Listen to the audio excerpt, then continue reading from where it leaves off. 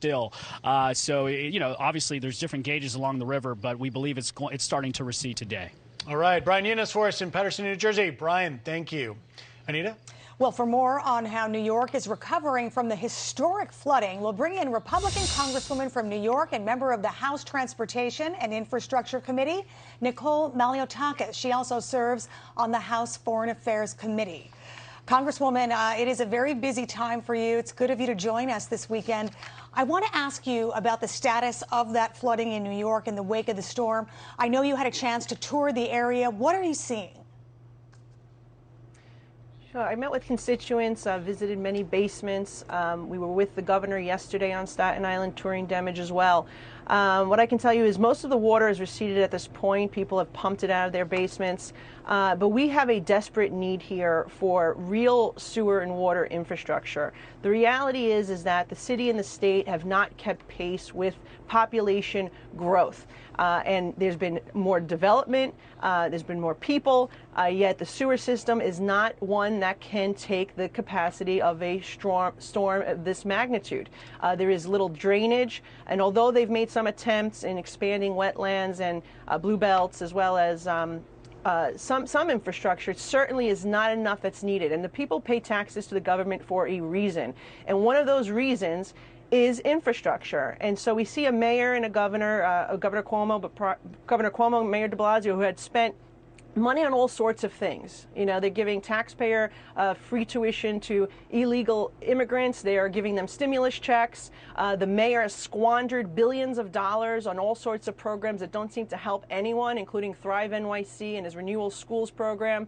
Yet when it comes to the true things that taxpayers expect for their tax dollars, they seem to neglect it. And so, the mayor yesterday said he wants to put together a panel for climate change. Well, that's great. But, there's been 4 other panels like that over the past decade, and it's done nothing to assist my constituents who are dealing with chronic issues every time there is a storm.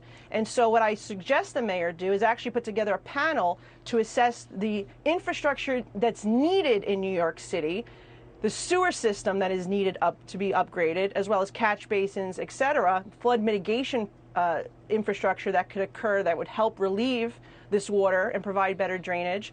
And then if the federal government is going to provide funding, if we're finally going to bring this infrastructure bill that's a bipartisan one for a vote, then they will be prepared to maximize the benefit from that package. Yeah, so to your point, it sounds like the area is getting some aid from the state, but you're calling on the federal government, right, for some federal emergency dollars. What will that do? How will that help the people who are suffering right now?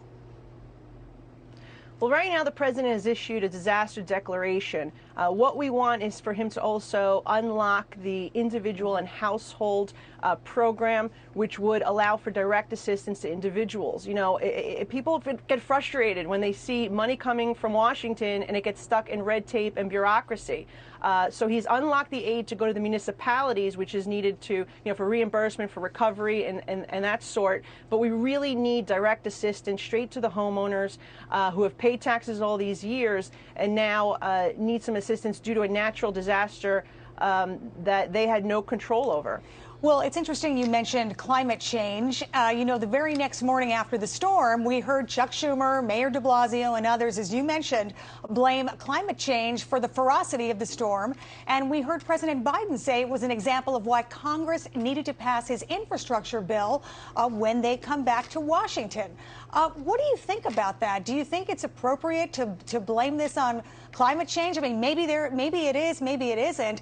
But should he be bringing politics into this when people are suffering? Look, we all need to do our part to be more environmentally friendly and reduce our footprint. But at the end of the day, they're using this to push their radical left agenda to try to pass a $3.5 trillion socialist wish list.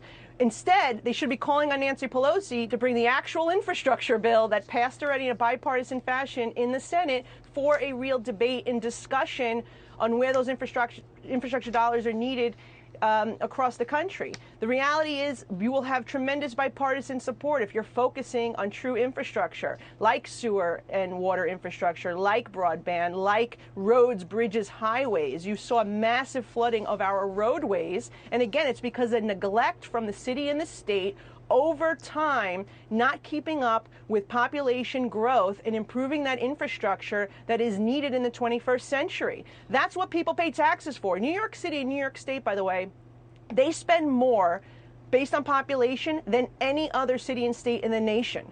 Okay, yet we're crying now that we don't have sewers in our streets and that people are being affected adversely by it.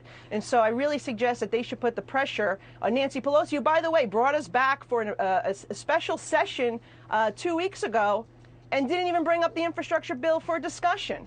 Yeah. Instead, they passed just the socialist package that has nothing to do with dealing with the actual issue that we're facing at this moment. Yeah, certainly the debate on the infrastructure. Human infrastructure is not going to help human infrastructure is not going to help my constituents. We need real infrastructure here to prevent this from happening again. No doubt. And I have 30 seconds left. I want to switch topics if I can real quick. You're on the House Foreign Affairs Committee. I want to turn quickly to Afghanistan and the revelation last week of that leaked transcript of a phone call between President Biden and President Ghani of Afghanistan, where President Biden reportedly pressured him to paint a rosier picture of what was happening on the ground in July. People made life and death decisions based on the conditions they believed existed at the time. Should that phone call be investigated? Absolutely. I've already called for our Foreign Affairs Committee to hold hearings. We need to get Blinken in. This needs to also be investigated. Remember what they did to President Trump over a phone call? Well, this is much a bigger magnitude impact. We had significant deaths by our service members, and the whole country is taken over. We left Americans before enemy lines. And they did so with our weapons, by the way. And all of this needs to be investigated. And I hope the Foreign Affairs Committee brings us back very soon so we can get answers that the American people deserve. Okay. And accountability. There needs to be accountability here. Certainly there does. Congresswoman Nicole Malliotakis, thanks so much for spending some time with us today. I wish you all the best for the holiday weekend. Thank you. Thank you. And we'll get thoughts from the other side of